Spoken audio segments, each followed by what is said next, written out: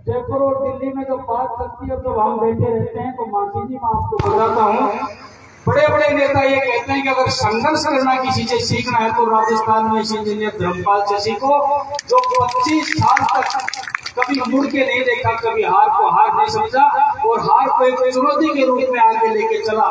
ये संघर्ष में अकेला नहीं कर सकता था, आप लोगों के सबके सहयोग और साथ की वजह से ये संघर्ष संपन्न हुआ। और नौजवानों से मैं कहना चाहता हूँ, जिंदगी में कभी भी निराश हो और जिंदगी में कभी आपको अफसोस और सफलता नहीं मिले तो आपके इस बड़े भाई इंजीनियर को याद कर लेना कि वो आदमी भी तो था जिसने इतना बड़ा संघर्ष किया। इसलिए आपकी निराशा भी दूर हो जाएगी। जीवन में कोई भी लड़ाई, कोई भी मौका अंतिम नहीं होता नौजवान साथी। अंतिम मौका उसके लिए होता है जो प्रयास करना बंद कर देता है। प्रयास करोगे, ईमानदारी से करोगे, संघर्ष करोगे और बिना मुड़े और बिना देखे संघर्ष करते रहोगे तो निश्चित रूप से मैं कहता हूँ कि मेरे लिए तो कहते थे इसके भाग्य में राजनीति नहीं है। जब आपके प्रयास आपके भाग्य से बड़े हो जाते हैं तो किस्मत को भी बदलना पड़ता है। ये आप लोगों को कहना चाहता है। प्रयास करते रहिए, भाग्य भगवान लिखता है या कौन लिखता है या बेमाता लिखती है, ये हमने वेद पुराणों में शास्त्रों में पढ़ा है। लेकिन सब विद्वानों ने ये कहा कि संघर्ष का रास्ता और परिश्रम का रास्ता और प्रयास करने का रास्ता कभी बंद मत करना। कई नौजवान एक परीक्षा देते हैं, 2 परीक्षा देते हैं और उसके बाद में वो असफल होकर घर बैठ जाते हैं, निराश होकर घर बैठ जाते हैं। आपकी परीक्षा तो हर 6 महीने 12 महीने में आती है, हमारी परीक्षा तो 5 साल में आती है। एक बार अगर आप फेल हो गए तो 5 साल दोबारा उसी गति से संघर्ष करना पड़ता है। लेकिन मैं धन्यवाद देना चाहता हूँ खेतड़ी और नीमका थाना क्षेत्र की पूरी जनता को और पूरी युवा करनाई को। मैं चौथी जब तक चुनाव हारा तो निश्चित रूप से आप लोगों ने कभी महसूस नहीं होने दिया, मुझे इतना सम्मान दिया जितने कभी जीतने वाले को भी सम्मान नहीं मिला। इतना सम्मान मेरे गांव के लोगों ने, मेरे क्षेत्र के लोगों ने दिया। सर आंखों पे बिठा के रखा, कंधों पे बिठा के रखा। आज जो जिम्मेदारी मुझे दी है, अब आगे जिम्मेदारी मेरी बनेगी।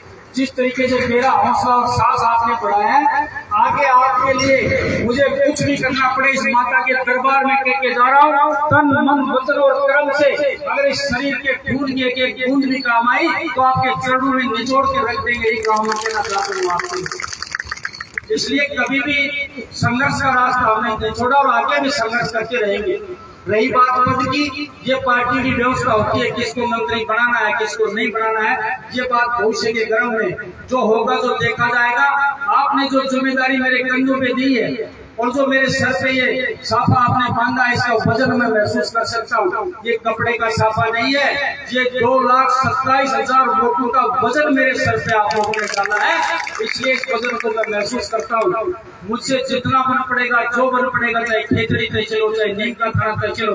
और ये बात मैं जोश में नहीं कह रहा हूँ, पूरे होश में कह रहा हूँ। नीमका थाना के बंधु जो है वो भी विश्वास रखें, क्योंकि आपने भी मुझे एक बार बहुत अच्छी स्थिति में चुनाव लड़ाया था तो भाग्य से हम लोग चुनाव हार गए थे। कॉलेज से निकलते आपने चुनाव लड़ाया था, 2900 वोटों से वो चुनाव हम लोग हारे थे। अनुभव के थोड़े में वो चुनाव हम हार गए थे। नीमका थाना खेतड़ी जो मुझसे बन पड़ेगा, जिनके लिए बन पड़ेगा, सर्व समाज 36 कोण को साथ लेकर चलने की हम लोग इच्छा रखते हैं। कोई ये न समझे ये गुर्जर है, ये जाट है, ये पक्षपात है। हम पढ़े लिखे लोग राजनीति में पक्षपात नहीं करते। जिसको जरूरत है, चाहे वो अंतिम पंक्ति में बैठा हुआ व्यक्ति, गरीब झोंपड़े में बैठा हुआ व्यक्ति, उसका भी उतना ही महत्व है। जो एक महल में बैठा हुआ व्यक्ति है, उसका भी इतना ही महत्व है। ये विशेष रूप से आप लोगों से कहना चाहता हूँ। निसंकोच होके आइए, जो मेरे लायक सेवा हो, आपके लिए दरबार खुले हैं। वैसे कहने को तो नेता सभी ये कहते हैं कि आपके लिए दरबार खुले हैं, जब जाते हैं जब पता लगता है 4-4 घंटे इंतजार करना पड़ता है। लेकिन ये विश्वास दिलाता हूँ, जो कहता हूँ वो करके दिखाऊंगा। ये विश्वास आप लोगों से कहता हूँ, कभी भी आ जाना, किसी भी टाइम आ जाना। जो मुझसे बन पड़ेगा पहली बार में आपका काम होगा, और जो मुझसे नहीं बनने वाला होगा उसके लिए साफ मना है मेरे पास। तो भाई मेरे लेवल का ये काम नहीं, आप चाहे कहीं भी चले जाओ, क्योंकि आप झूठा झांसा देते हो। वो व्यक्ति आता है, 2 बार आता है, 4 बार आता है, गाड़ी का तेल चढ़ाता है, समय खराब करता है और उसके बाद भी चौराहे पे बैठ के गाड़ियां निकालता है। मेरे को 4 चक्कर लगा दिए, मेरा काम नहीं हुआ। मेरे लेवल का काम होगा, उसके लिए दोबारा आने की जरूरत नहीं है। और मेरे लेवल का काम नहीं है, उसके लिए भी आपको दोबारा आने की जरूरत नहीं है। ये विश्वास आपको दे के इसलिए जा रहे हैं क्योंकि मेरे परिवार के लोग बैठे हैं, मेरे गांव के लोग बैठे हैं। इस बस्ती के लिए ना तो मैं नेता हूँ ना अभिनेता हूँ, मैं इस बस्ती के लिए बुजुर्गों का बेटा हूँ, माताओं बहनों का, किसी का जेठ हूँ, किसी का देवर हूँ और किसी का बेटा और किसी का पोता, इन नौजवानों का चाचा और इन छोटे छोटे बच्चों का दादा।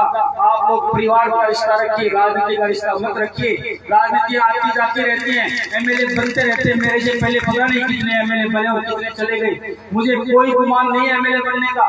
मैं जीवन में कोई काम ऐसा करना चाहता हूँ कि आने वाली 7 पीढ़ियां याद रखें कि कोई व्यक्ति बना था, कोई व्यक्ति कोई इच्छा शक्ति और दृढ़ इच्छा शक्ति वाला व्यक्ति बना था जिसने हमारे लिए ये काम किया।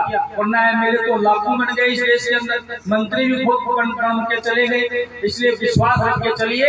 बस्ती से कहता हूँ, पूरे क्षेत्र से कहता हूँ, हमारे लिए जो काम है सब समान है, जो जायज काम है। एक बात के लिए माफी जरूर मांगना चाहता हूँ, कभी मेरे पास 2 भाई लड़के मत आ जाना, मेरे बस की बात नहीं है। लड़के मत आ जाना, घर बैठ के फैसला कर देंगे, रूढ़ी पे बैठ के फैसला कर देंगे। मैं चाहता हूँ इस बस्ती का व्यक्ति लड़के और शिवड़ से आगे नहीं जाए, कोई शिवड़ से आगे थाने में नहीं जाए, इधर कपूर्णा से आगे नहीं जाए, इधर मामला से आगे नहीं जाए। ये हमारा प्रयास रहेगा, हम उसको यही सॉर्ट आउट करने की कोशिश करेंगे। ये विशेष रूप से कहते हैं 2 भाई लड़ते हो, हमारे लिए दोनों समान है। आपकी लड़ाई है, उसमें अगर हमारे लिए कोई समझौते की बात बनती है तो हम कर सकते हैं। थाने और तहसील की राजनीति ना तो हम कर पाते हैं और ना हमारी करने की इच्छा है। इसलिए आगे है, जो भी सार्वजनिक काम हो, जितना मुझसे बन पड़ेगा उसके लिए मैं आपके लिए तैयार हूँ। पुनः एक बार मेरा मान किया, सम्मान किया और माता रानी के दरबार में अपना जानदार और शानदार कार्यक्रम आपने किया है, उसके लिए पुनः पूरी बस्ती माता को नतमस्तक होकर प्रणाम करता हूँ और माता भवानी को, जैन भवानी के दरबार में भी प्रणाम करता हूँ। आप सुबह ने इतनी जानदार शानदार प्रस्तुति दी है।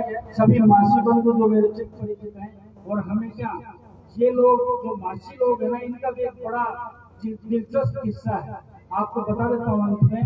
ये जब हम चुनाव लड़ते थे और चुनाव लड़ते थे तो एक मीटिंग में 4 नेता पहुंच जाते थे, चारों एमएलए बनने के लिए। फिर इनके मुश्किल हो जाती थी। शुरू में तो वो गाना गाते थे, एक एमएलए आते ही उसको एमएलए बना देते थे, विधायक का जो चुनाव लड़ता है उसको विधानसभा पहुंचा देते सीधा। एक तो नियम से नाना चौधरी होकर कोटपुरी होकर मेरे को पहुंचा दिया। तो इनका ये मजबूरी भी है, कोई आता है उसका मान और सम्मान करना पड़ता है। लेकिन आज तो मैं एक ही आया हूँ, इसलिए इनकी कोई दुविधा की स्थिति नहीं है। बहुत शानदार गाओ, आपको खुले, आप कोई नहीं आएगा, संतरे सारे।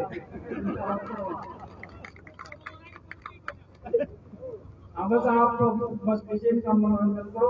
पुनः एक बार मेरी बस्ती में आपका सबका स्वागत करता हूँ और पुनः इस बात को मैं समाप्त करते हुए अपने कथन समाप्त करता हूँ। मुझे इतना ही निवेदन आपसे करने का, बहुत बहुत धन्यवाद। सबको राम राम।